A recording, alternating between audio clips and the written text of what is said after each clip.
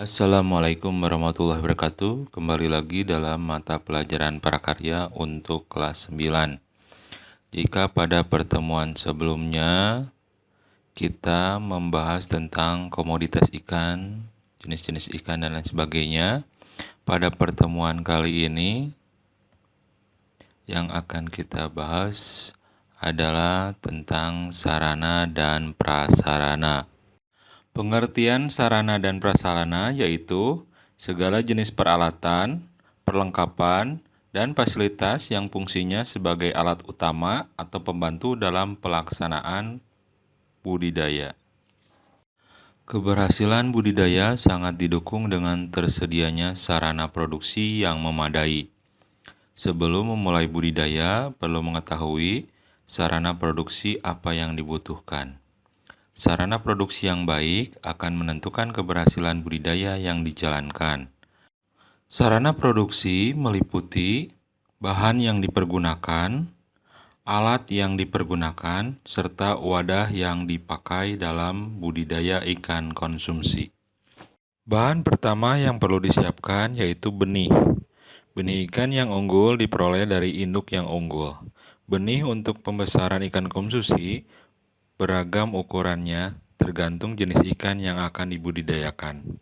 Untuk benih gurame yang diperlukan ukuran minimal 100 gram, ikan mas 5-8 cm, nila 8-12 cm, dan lele 5-8 cm. Benih yang sehat memiliki ciri-ciri gerak aktif, tidak cacat, dan memiliki sisik yang utuh. Hal yang perlu diperhatikan dalam penebaran benih adalah kepadatan pada tiap meter persegi wadah. Kepadatan ini ditentukan oleh jenis ikan dan sistem budidaya pembesaran yang dilakukan. Penebaran benih harus dilakukan dengan hati-hati. Lakukan penebaran benih pada pagi atau sore hari. Hal ini dapat dilakukan agar benih yang ditebar tidak mengalami stres, sehingga meminimalkan tingkat kematian. Pada proses penebaran, dilakukan proses aklimalisasi dengan tujuan agar ikan dapat melakukan adaptasi pada suhu. Bagaimana proses aklimatisasi itu dilakukan? Yang pertama, isi plastik dengan air dan benih ikan. Lalu biarkan terapung di permukaan air selama 10 menit. Berikutnya, masukkan air kolam ke dalam plastik sedikit demi sedikit agar mudah beradaptasi dengan kondisi air kolam. Yang terakhir, biarkan benih keluar dengan sendirinya atau dikeluarkan pelan-pelan dari kemasan. Berikutnya, pakan. Pakan memegang peranan penting dalam budidaya pembesaran ikan konsumsi. Dengan manajemen pakan yang baik, pertumbuhan ikan dapat mencapai ukuran sesuai target. Jenis pakan yang digunakan adalah pakan alami atau pakan buatan. Pakan alami berasal dari lingkungan di sekitar perairan, berupa jasad mikroorganisme akuatik. Contoh pakan alami yaitu fitoplankton, zooplankton, dan bentos. Pakan buatan dibuat dari berbagai campuran bahan baku hewani dan nabati dengan memperhatikan kandungan gizi, sifat, dan ukuran ikan yang mengkonsumsi pakan tersebut. Pemberian pakan harus memperhatikan kebutuhan, waktu, dan caranya. Berikan pakan sedikit demi sedikit agar dapat dimakan habis sebelum tenggelam ke dasar kolam. Gunakan pakan yang aman, hindari pemberian pakan berupa bangkai karena kurang aman terhadap ikan dan dikhawatirkan memberikan efek samping pada ikan yang akan dikonsumsi. Pakan diberikan sesuai perkembangan ikan, di mana ukuran pakan buatan dapat disesuaikan dengan besarnya mulut ikan. Berikutnya adalah pupuk. Pupuk diperlukan untuk pemupukan tanah dasar kolam yang bertujuan untuk meningkatkan kesuburan kolam, memperbaiki struktur tanah, dan menumbuhkan fitoplankton serta zooplankton sebagai pakan alami. Jenis pupuk yang digunakan adalah pupuk alami atau kandang dan pupuk buatan. Pupuk alami atau kandang adalah pupuk yang berasal dari kotoran hewan sapi, kerbau, itik, dan ayam yang sudah dikeringkan. Sedangkan pupuk buatan berupa bahan-bahan kimia yang dibuat di pabrik yang berguna untuk menyuburkan tanah dalam kolam. Selanjutnya air. Air mempunyai peranan penting dalam budidaya ikan. Air sebagai media budidaya harus mempunyai persyaratan tertentu agar ikan dapat tumbuh dengan baik.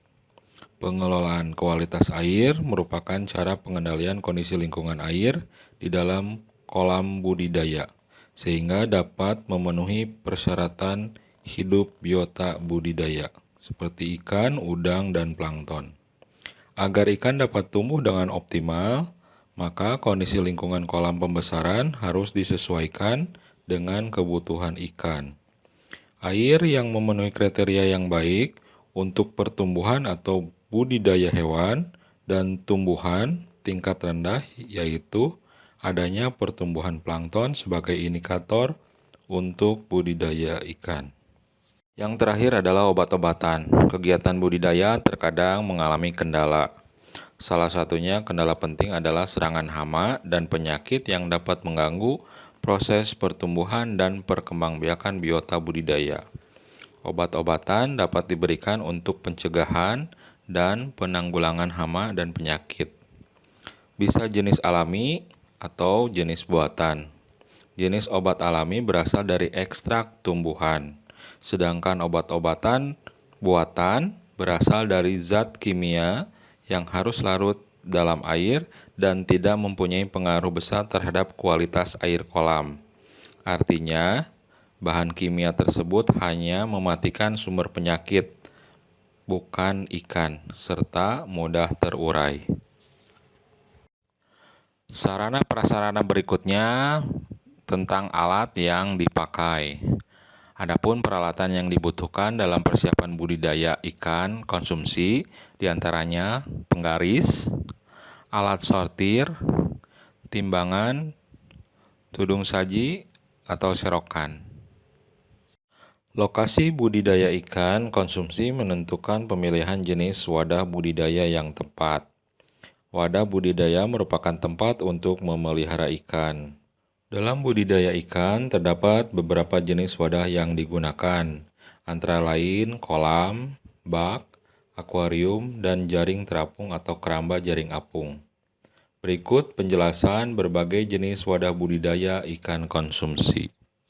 Yang pertama adalah kolam. Kolam merupakan lahan yang dibuat untuk menampung air dalam jumlah tertentu sehingga dapat digunakan untuk pemeliharaan atau pembesaran ikan dan atau hewan air lainnya. Berdasarkan pengertian teknis, kolam merupakan suatu perairan buatan yang luasnya terbatas dan sengaja dibuat agar mudah dikelola dalam hal pengaturan air, jenis hewan budidaya, dan target produksinya. Terdapat 3 sistem budidaya ikan yang biasa dilakukan. Yang pertama, tradisional atau ekstensif. Kolam yang digunakan adalah kolam tanah, yaitu kolam yang keseluruhannya bagiannya terbuat dari tanah. Yang kedua, semi-intensif. Kolam yang digunakan adalah kolam yang bagian dinding dan pematangnya terbuat dari tembok, sedangkan dasar kolamnya terbuat dari tanah. Yang ketiga, intensif. Kolam yang keseluruhan bagiannya terbuat dari tembok. Dalam pembudidayaan, biasanya dibuat 4 buah kolam. Yang pertama, kolam pemijahan. Pemijahan adalah proses pengeluaran sel telur oleh induk betina dan sperma oleh induk jantan yang kemudian diikuti dengan perkawinan. Yang kedua, kolam penetasan. Yang ketiga, kolam pemeliharaan atau pembesaran. Kolam untuk pembesaran sebaiknya tanah dasar yang subur. Jika dipupuk, dapat menumbuhkan pakan alami yang baik bagi pertumbuhan dan perkembangbiakan ikan konsumsi.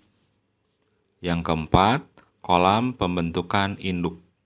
Wadah berikutnya adalah bak.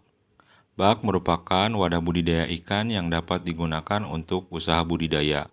Bak digunakan sesuai dengan proses budidaya dengan bahan pembuatan terbuat dari plastik atau terpal, fiber, dan beton. Desain dan konstruksi bak terpal atau plastik banyak digunakan dalam kegiatan budidaya ikan konsumsi. Hal ini dimaksudkan untuk menyiasati lahan yang terbatas dan kemudahan dalam proses pemeliharaan. Desain dan konstruksi bak plastik atau terpal perlu memperhatikan hal-hal berikut. Yang pertama, jenis ikan konsumsi yang dibudidayakan. Kedua, tahapan budidaya pembenihan atau pembesaran. Ketiga, keseimbangan antara volume air dan penyangga bak harus kuat. 4. Dasar peletakan untuk bak plastik atau terpal harus rata agar tidak mudah bocor. Kelima, ukuran bak disesuaikan dengan ketersediaan lahan. Keenam, distribusi air dan pengolahan limbah produksi. Dan terakhir, adanya jalur panen dan akses pengelolaan ikan. Wadah berikutnya adalah akuarium.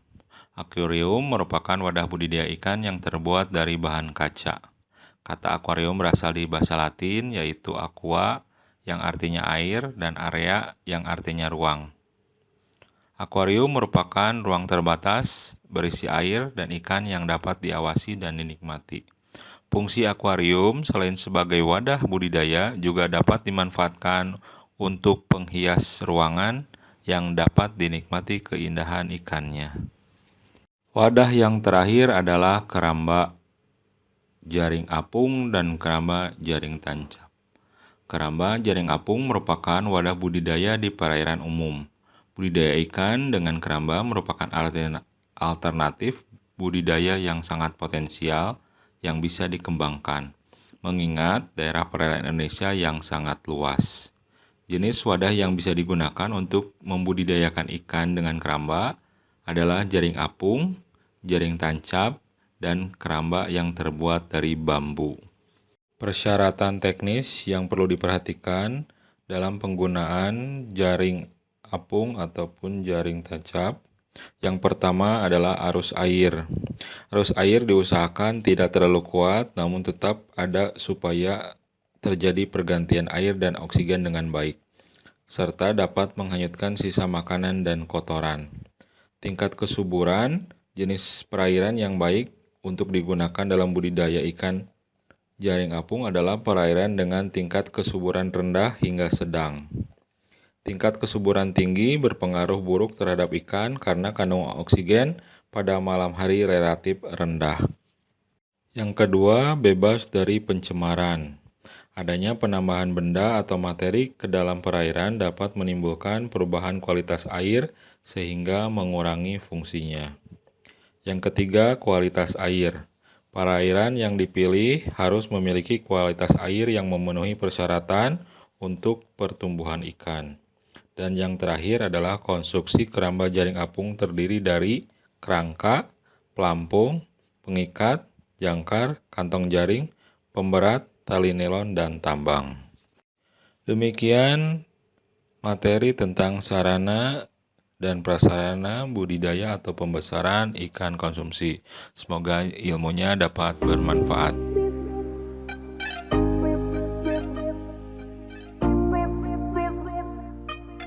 Hey People, kembali lagi bersama saya